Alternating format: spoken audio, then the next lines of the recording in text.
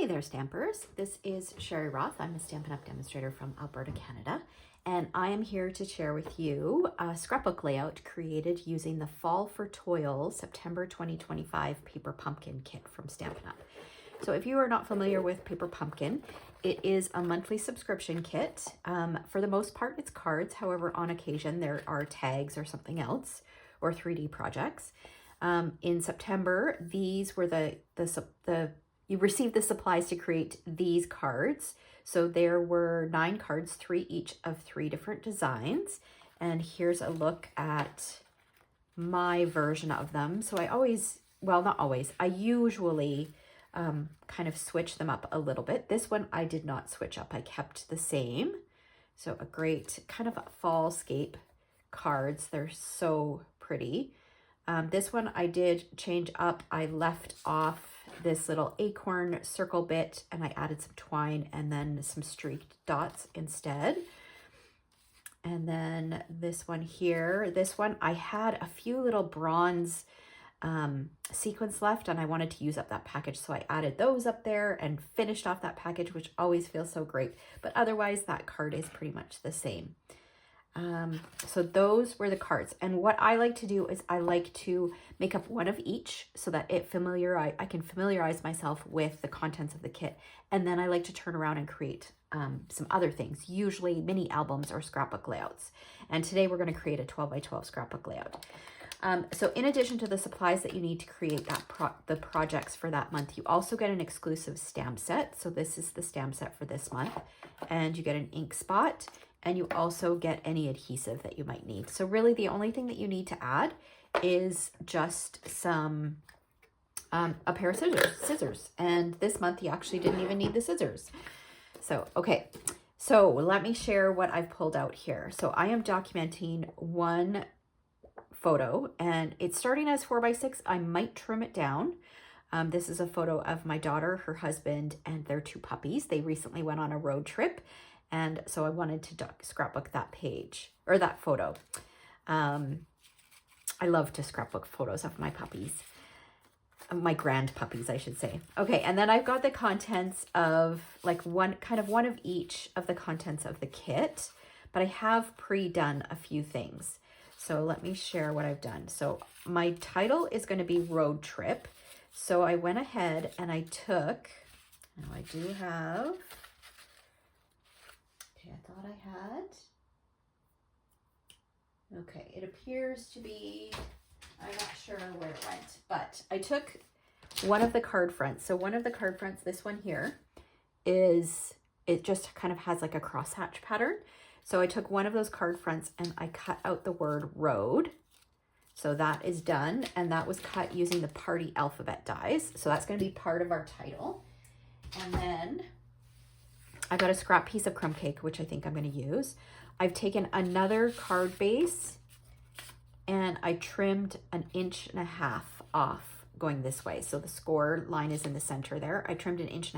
I might still trim a little bit more from that, but that is going to go across like this.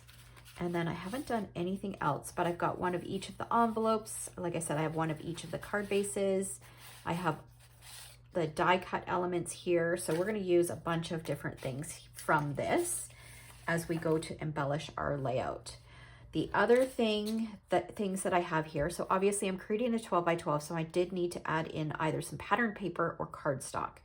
So this month's kit, or the September kit, coordinates beautifully with the Autumn Toile Designer Series paper. So I chose this fun Cajun Craze pattern with these little foxes because there is a little fox in as one of the die cut elements. You can see it on this project here. So there's that little fox. So I thought that that would be kind of cool to have that, although most of it's going to be covered over. And then I took a piece of early espresso cardstock and trimmed that down, and that is trimmed down to 10 3/4 by 10 3/4. And then I've got a piece of white that has been trimmed down to 10.5 by 10.5. So, and these are going to go like this. So a thinner layer with the early espresso and then a wider border with the pattern paper. And then I'm thinking that this is going to go on here like this. This is going to go on here. and then we're going to embellish. Okay, so that's kind of the idea of what I'm going to do, but what I will now do is I will do a voiceover and I'll kind of speed this up and talk you through what I end up creating. All right. Okay, so I'm going to start with inking around the edges of this white piece. So I just grabbed a scrap piece of paper. I'm using pecan pie ink and my blending brush, and I'm just going to go around all 4 sides of this. And this is just to kind of mute it a little bit, give it a little bit more of a rustic feel. It is a very stark white on this layout, and since it is kind of a fall themed layout, I thought this would be a nice little touch. And after this, I'm going to take my snips and distress around the edges as well, give it even more of a rustic feel.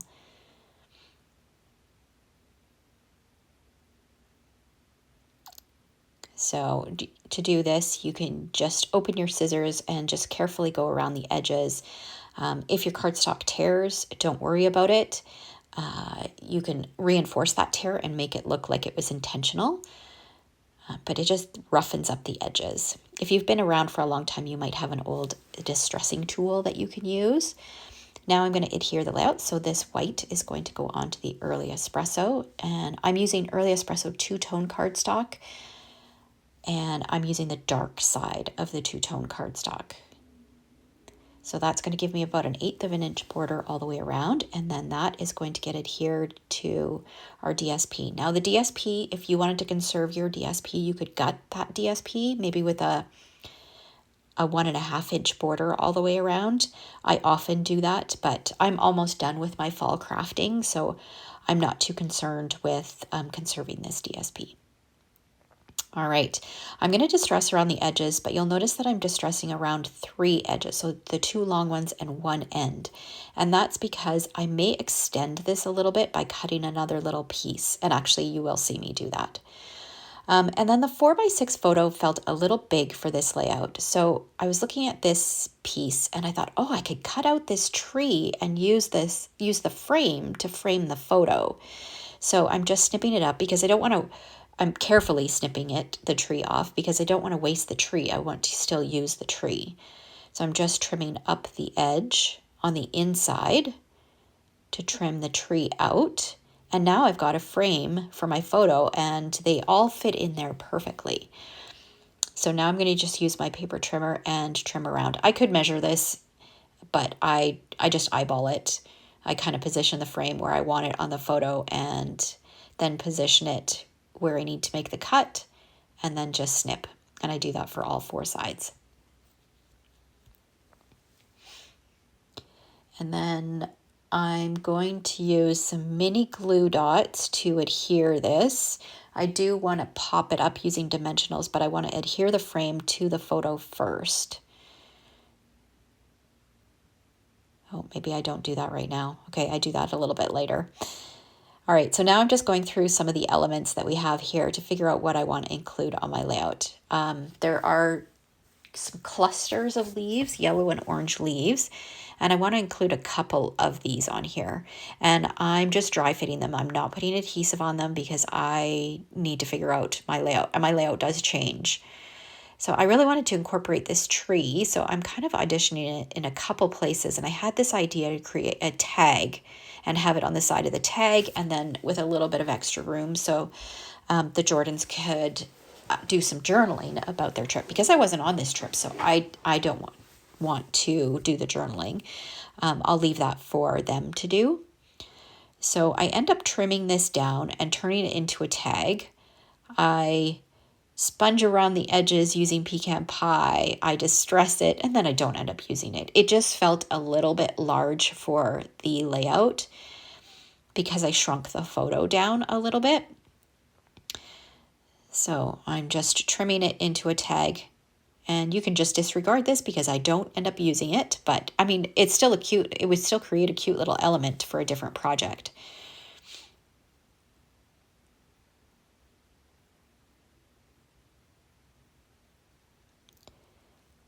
So going around the edges here.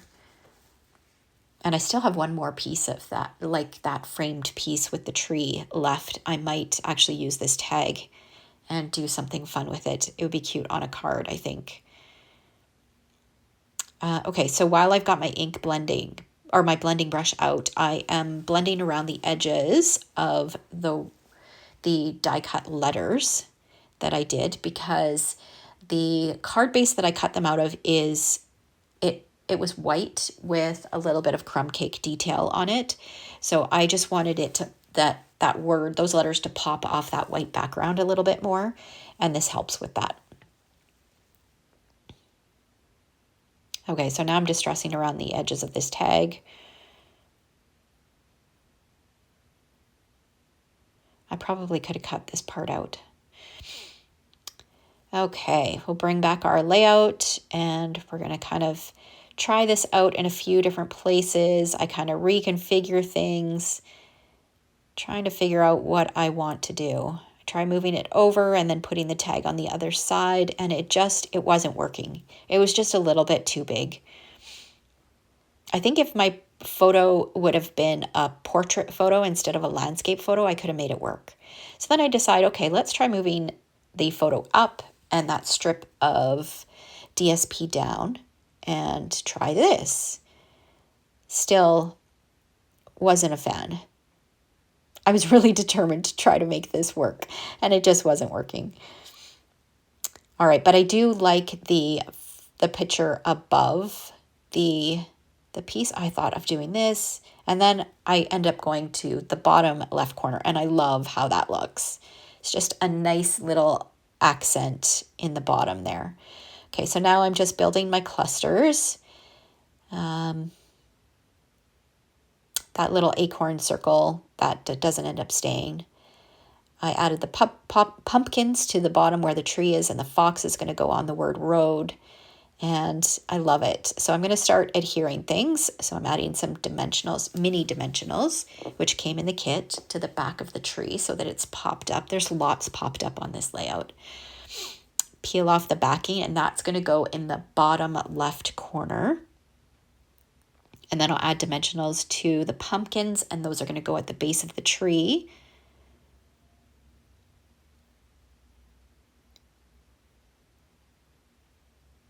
So cute. I love it.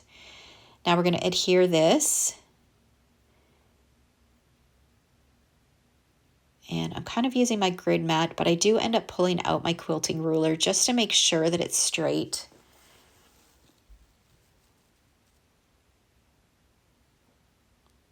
I love this quilting ruler. It's a 6x12 quilting ruler, so I can measure in 2 different directions, and it goes right across a 12x12 page. It really helps to ensure things are straight and even. Okay, so here we're going to use some mini glue dots just kind of around the edges of this frame to stick it to the photo. If I wasn't sticking it to a photo, I would have just used multi-purpose glue for this, but because I'm sticking it to a photo, I try to avoid liquid glue anywhere near my photos, just because it can end up making a little bit of a mess. Okay, so I'm just bringing out my silicone mat because I know the frame is a little bit larger than the photo, and I didn't want it to stick to the layout itself. So that's going to go up there. I'm going to add some dimensionals. So I'm trimming around the edges so I get a few larger pieces. I'm going to pop those on there. But I don't think I peel them off at this point. I think I just use them as a guide. Okay, so now I'm going to figure out my positioning. And I don't like how it's a little short. That base or early espresso piece is a little bit short. So here's where I bring in the rest of that card base, and I cut another 1.5 inch strip just to make it a little bit longer. So now I'm going to use my finger, figure out where I need to trim it so it's a little smaller or shorter. And then I'll distress around the edges. So this is the reason why I did not distress that second short end on here, was because I was pretty sure I was going to add something to extend it. Now it's not even. There's a wider border on the left than there is right. But when the layout's done, you're not going to notice that. Most of those edges are going to get covered over. Okay, so here I'm going to use some multi-purpose liquid glue to adhere my title. So these are flat. I think that and my background layers and the early espresso are the only things that are flat. Everything else is pretty much popped up.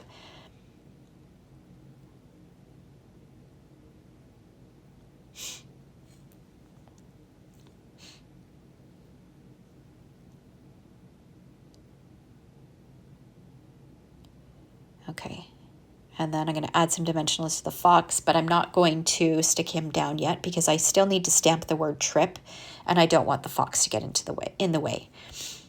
I'm just using my bone folder to kind of curl up these leaves just a little bit so that it looks like they're coming off of the page. All right. So now we're going to peel off the backing, stick our photo down, and work on our embellishment clusters.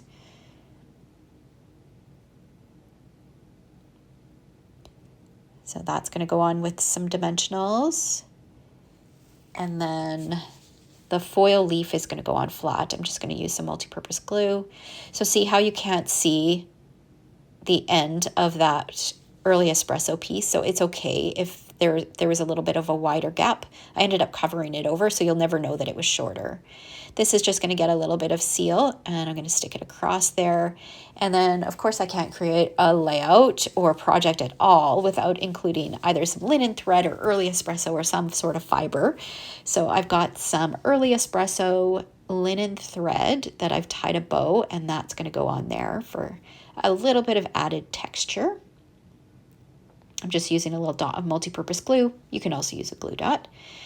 Now we're going to work on this embellishment cluster. So we're going to add dimensionals to this leaf cluster, and then just use multi-purpose glue for the 2 foil leaves.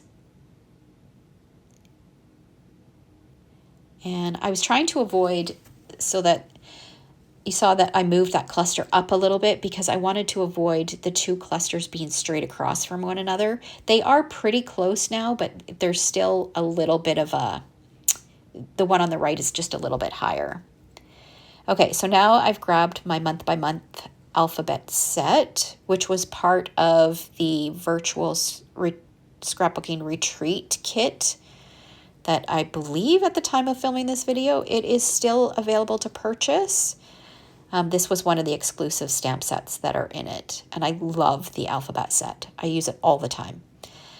So I'm stamping the word trip, and I started with the P, and I'm working my way backwards because I wanted the P to line up with the end of the D in the word road. So it's kind of right justified. And I stamped that in early espresso ink. Now we'll peel off the dimensionals from the back of the fox, and we're going to pop that up. So cute. I love how the fox embellishment kind of ties in the background paper. And I thought of adding another bow with some more linen thread, but then I thought, no, you know what? Then I'll have to add a third one. Now I've just got a dark Stampin' Blend, and I'm adding little trios of dots. I love to do this to just add a little something. You could also add embellishments, but I chose not to. I just added these little trios of dots. And this is the SU 100, which I think is part of the darkest blends combo. All right, and I think that's it. Where I just pointed there, I thought that that would be a great space for them to add some journaling. And then here is a closer look. So I hope you enjoyed this video. If you did, be sure to give me a thumbs up. And if you are not yet a subscriber, hit that subscribe button. Thanks for watching.